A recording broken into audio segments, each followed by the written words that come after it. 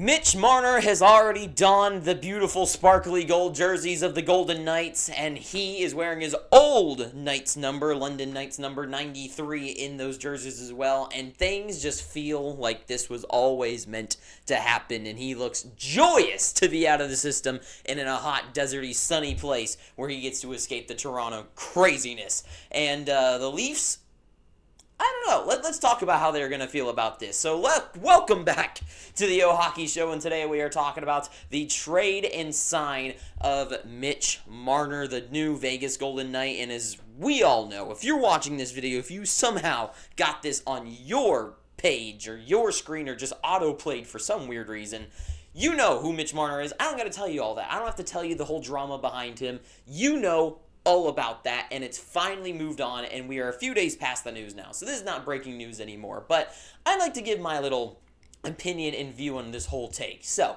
first up, let's look at the team that easily wins this trade and has gotten a huge piece for the future.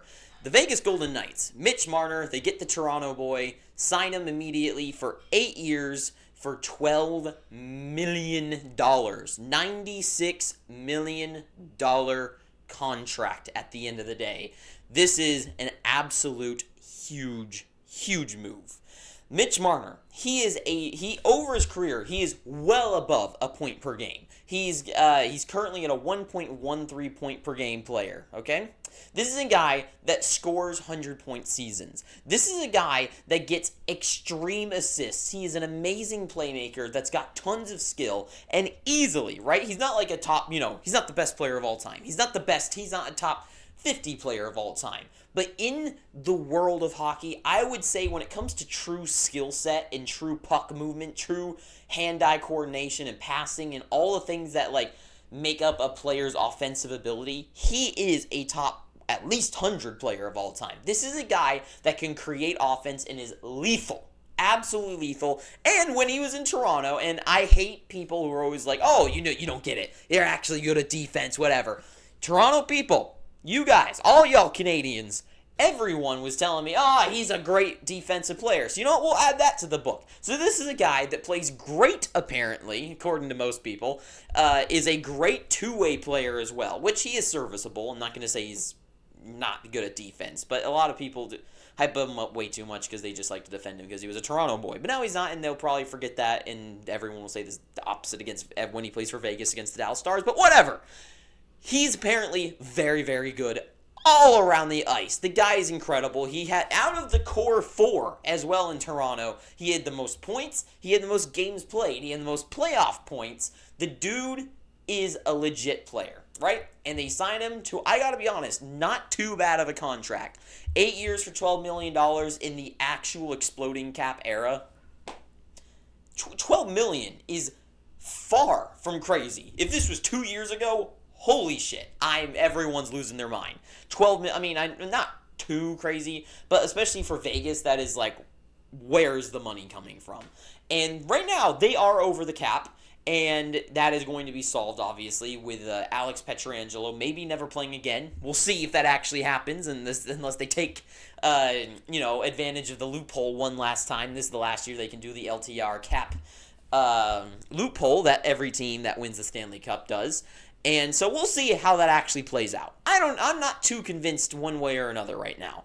But they will write him off the books for now, and they will have enough money to open up and have this team going forward. And I think there's a few things for the Vegas Golden Knights that I'll look a little bit deeper into, but question right now is a couple things. One, with Pietrangelo out of there and no more money to spend, your defense, okay, first of all, offense, incredible. Absolutely incredible. Eichel, 94-point player this season. Mitch Marner can score 100 points. These two guys together are going to create some special kind of magic. I can feel it, right? And with the rest of this team, Dorofiev exploding, and you still have Tomas Hertl. You might move him out, but he's on the third line. William Karlsson, Mark Stone. This team is stacked, okay? Offense, beautiful, and a lot of good two-way offense as well. Two-way players in the offense, right? Problem. Goaltending and defense. Goaltending. Adin Hill, not convinced. Defense. I don't know. As Shea Theodore has become an elite top player, but I feel like personally, He's in that kind of Noah Dobson realm where he's a great player. He does do things on both sides of the ice, but he's not some kind of number one. I wouldn't personally say he's a number one true, really good number one defenseman for a team that can win the Stanley Cup. Noah Hanifin, once again, great puck mover, does good things on both ends of the ice, but not a legit number one guy, and he definitely is a guy that is second to someone else on a winning team, on a Stanley Cup winning team. Once you get to the second line, you start getting the McNabbs, you start getting the White Clouds, and those guys are awesome, but by the second line, you need to have that padding, and I don't see them have it anywhere. In a world of the salary cap exploding, they already are out of cap space. I don't know where they're going to find it, and even if they went after free agency, there's really no good defenseman to get there. So when it comes to trading, we'll do a deeper dive about that later. But my other question, of course, and the main thing everyone's wondering, Mitch Marner, the dude that we all make fun of on the Maple Leafs, who we all make fun of, is a bum in the playoffs, right? I think so. I think so. I don't think... I don't know if it's Toronto. I don't know, because it's such like an anomaly, you know? Like, I know other teams, other players, I feel like once they get to the playoffs, like Pastrnak and Panarin's, they just seem to disappear, and they just aren't the same kind of player in the playoffs they are in the regular season. And Mitch Marner is definitely that. He doesn't seem as demanding. He doesn't seem as ice controlling. He makes a lot of dumb little mistakes that cost the team.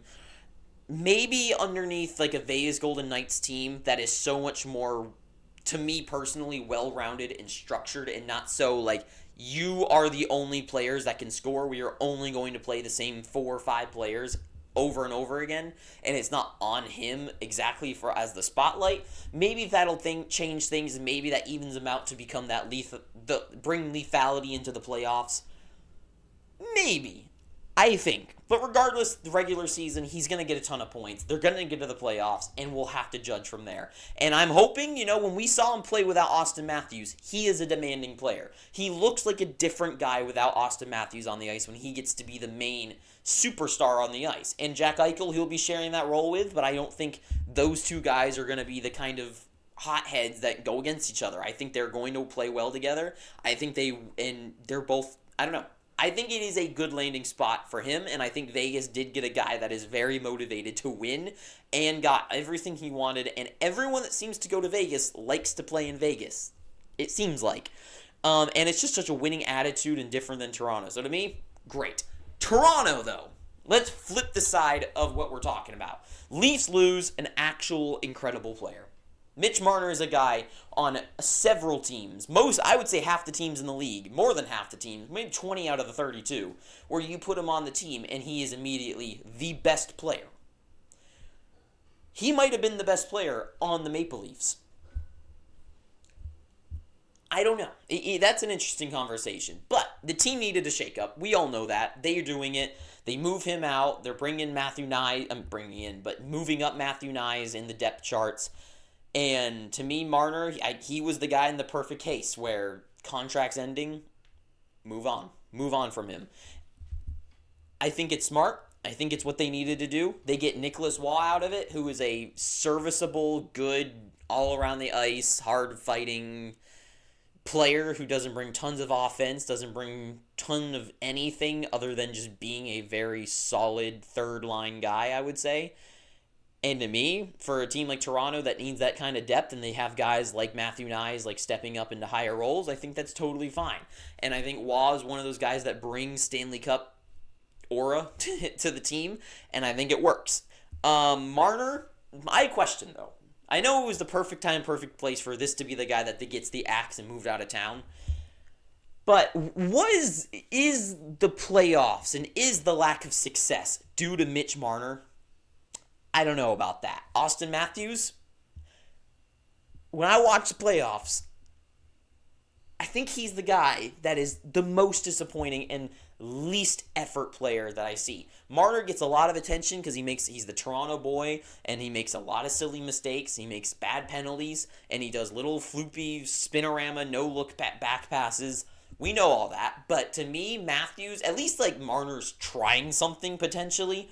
I don't know if I've ever once seen in the last 5, 6, 7 years that I've truly been able to be like memorable and like knowledgeable to watch hockey games.